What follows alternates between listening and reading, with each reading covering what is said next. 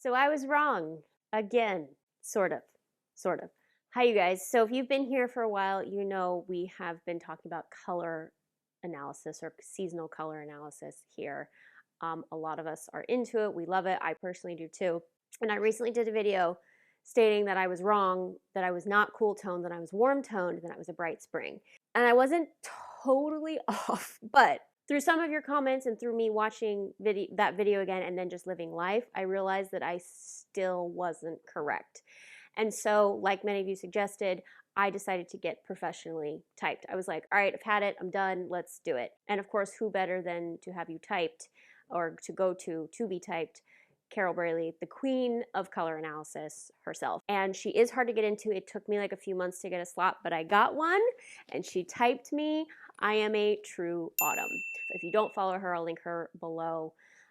She's really, really big on TikTok. She also has a YouTube channel and an Instagram. And I wanted to go to her because all of her before and afters make sense to me. I can see them. I really like her process. She's very clear about her process and explains it.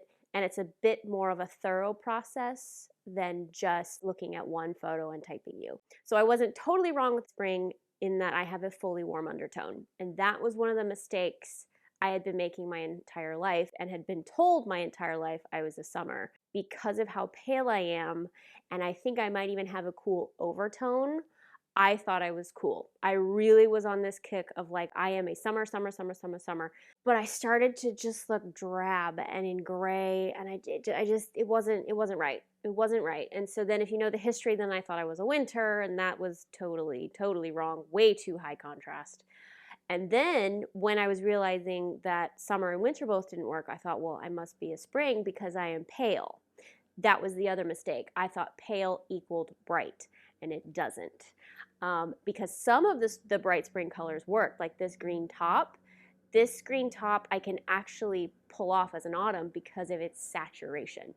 And that is what I need. I need deep and saturated, not bright and saturated. And that was where I was wrong.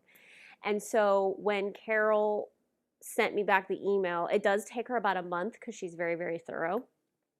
When she sent me the email of True Autumn, I was just like, what? Because that was the one season that I thought I wasn't. And turns out I am.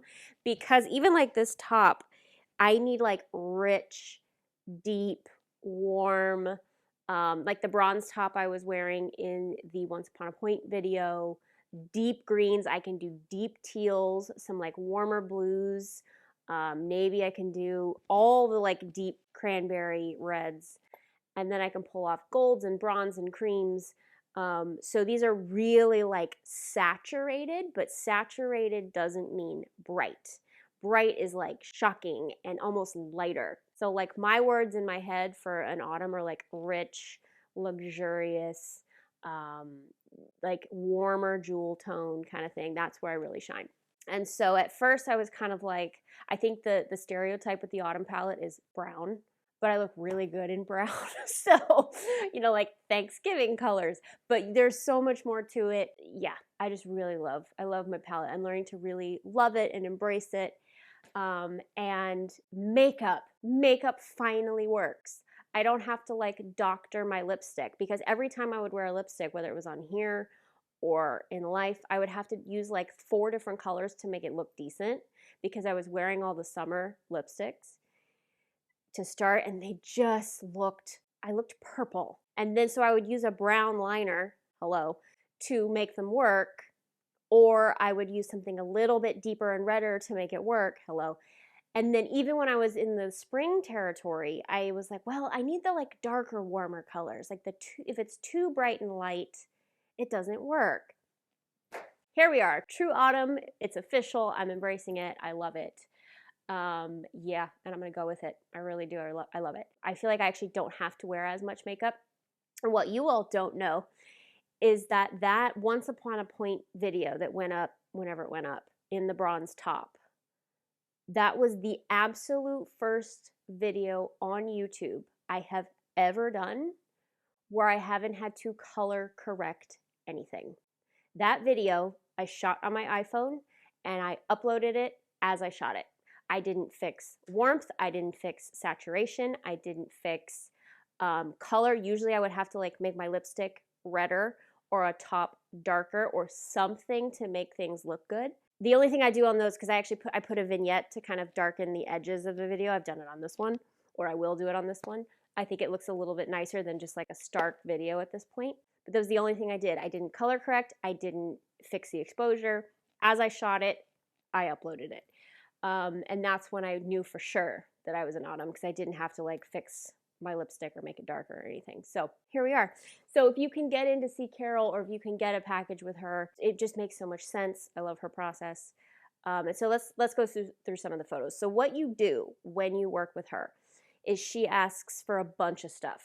First, she asks for a picture of you with a white piece of paper under you and covering your hair if you've dyed it. I actually didn't have dyed hair at that point, but I just did it anyway. And even in this photo, look how warm my skin looks next to the white. If I was a winter, I would not look this warm next to the white. So that was my first clue when sending her these photos. I was like, oh yeah, I'm a warm undertone, even though I'm pale, even though I might even look cool at times, I'm a warm undertone. Then she asks for a picture of your eye. And actually, I remember this coming up in the comments on the video where I was talking about thinking I was a bright spring. A lot of you said, oh, you don't have a spring eye, you have more of a summer eye. You all probably can't see even now is I have an olive green ring around my pupil. And sometimes I can lean green hazel, sometimes they look more blue, they kind of change colors with what I'm wearing, but I do have this olive green ring around my eye. Now, obviously your eye is not the most important thing when it comes to color analysis, but sometimes it can help. The other thing she asks are photos of you through the years. So childhood photos, I sent her a couple of these, and then I sent some photos. The main ones she wants are photos of you around the age of 20. So this is me at 18. You can even see here, I kind of have an earthiness to me. My hair is very golden red. That's more my natural hair color. That's 18. And then at 20, this is the big one for me. This picture is my absolute natural hair color at 20, and it is very golden red brunette. I found that in going through these photos, because then you send her photos of in your 20s and your 30s, just kind of like so she can see you over time. What I found is that when I got diagnosed with my autoimmune condition and I started developing and experiencing those symptoms, when my hair fell out, it grew back kind of grayed out. So like from the age of like 25 on, maybe 23, 24, my hair lost its golden red dimension. And so that was another big clue for me. Okay, with this illness, whether it was the illness or the medication, the kind of warmth to my hair left. And so that's another reason I thought maybe summer, because I had kind of a grayed out hair color. I didn't send her this one, but this is me at Disney shortly after starting YouTube. You can see I'm in a red lip and a red top that is very winter, and that's way too much. But if you see my hair, look how gray brown my hair is. That was like in the midst of this illness. Like a couple years after I left City Ballet, I was really, really sick, and it just came back. It lost all of its color, whereas when I was 20, it looked like this. And obviously, even if you don't have an autoimmune condition, our hair changes over time. Our coloring changes over time. But she really likes to look at you at 20, which makes a lot of sense to me. And actually, they say, and she says, your best hair color is your natural hair color at 20. So I have dyed my hair slightly warmer and deeper to go back and match that. And I have found that this works really well for me. The dark winter, like cool brown was too much. This works great. And so since getting my analysis, I've started tweaking the wardrobe. I've started tweaking the makeup. And I can do a much more in-depth look at this, but I'm just going to give you a couple of things that I love. I'm going to show you the swatch, and I'm going to show you a couple of the lipsticks that I now wear as a true autumn. Okay, so here is my swatch. This is an optional add-on. If you get a color analysis, she'll send you the swatch. Here is my autumn palette. It's just like deep and luxurious and gorgeous, and I love it. What's really interesting to me, which is another thing that makes so much sense. There's no pink in here. And I have actually struggled with like pink lipstick, pink tops. They kind of just wash me out, or I have to make them on the warmer side. Like any cool pinks just didn't jive, which as a ballerina is kind of hilarious. But here's you can optional add on the color strip, and on the back it has color dimensions, jewelry, bags, all the things, and then your best hair colors. So this was a great little purchase. The other thing I purchased is the swatch booklet. So the other thing you can do is get the swatch booklet, and they have these. I'll link them below for all seasons at the International Image Institute. I will link it below, but I got my little swatch booklet you don't have to like follow it exactly, but these are the colors that really work on you. I mean, this is my page. Hello, this is my page. I love this page too. See, I can wear pretty much any greens, and this is kind of between these two, that top I was wearing in the Bright Spring video, which is why I could get away with it. This page, I love this yellow. This is new for me. This is very new for me. This jacket kind of falls between the oranges and the reds, but it's also why I've been able to wear deep reds, deep burgundies, and then of course the gold and the bronze and the creams. I'm really happy with that too. I've also since switched to brown mascara. I have it on now. Brown mascara, brown eyeliner. Unless I'm making a statement, I will probably wear brown. On stage is a whole different story. Not that I'm on stage much these days. I mean, here's the Carol Boss makeup. Did I ever show you that? I don't think I ever did. I have videos of that. We should go back to that. That was like a long time ago, but a lot's happened since then. But anyway, so here are some lipsticks that I have been currently loving as an autumn. Most of them are drugstore because, again, we have to be economical about this. My absolute go-to fave that I have on right now, it is my new Die Hard. If I just need something, throw it on. I don't even need a lip liner. It is the Revlon 525 Wine with Everything. I have this on now. It's stunning. Love this if you're in the autumn family. Another shout out one of my best friends, Claire Wilson, she's at Ballet West, Claire Spainhour. Sorry, hi Claire. We think she's an autumn too. She might fall into the dark autumn category. I have to go get it. She loves Rum Raisin by this brand. Rum Raisin is good, especially if you're a dark autumn. This is the Toast of New York. That's another good one I love and adore. It is $3.25. And this last one is called Rose Wine. Pretty much anything wine-ish are really good for autumns.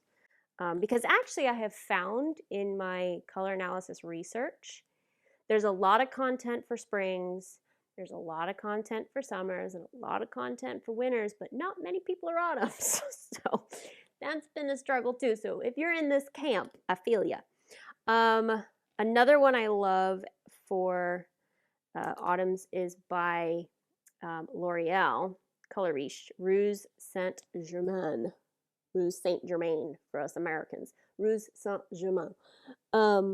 Again, deep red. I have come to realize I prefer the deep, warmer reds on me than browns, but I can do a brown lipstick. But these are kind of my go-tos. And then if you want a MAC is like the actual higher end, of course, is chili.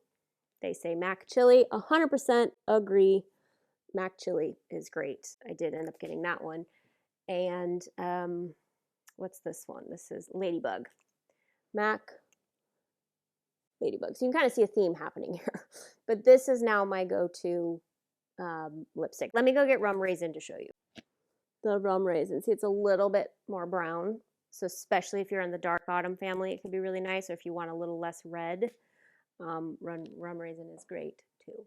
So there are your lipsticks for autumn. I love all of them. They all are great.